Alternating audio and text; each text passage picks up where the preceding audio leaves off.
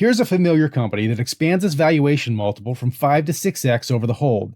To measure derivative model multiple expansion, we first calculate all the differences in averages here.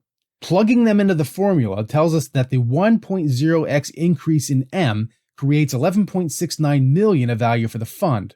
Now, let's say over the same period the prevailing market multiples increased from 7 to 8x. Just like the company's valuation multiple, this is a 1.0x increase. However, when we calculate mu, we see that the company is worth 75% of the broader market valuation at T2 versus only 71.4% of the market valuation at T1. This improvement suggests that the GP or management team did something right. They captured more of the market valuation, and the 3.6% increase in mu should lead to positive intrinsic multiple expansion. Okay, when we take that 1.0x increase in the market multiple and the 73.2% average mu and plug them into the formula, we get market multiple expansion of 8.56 million.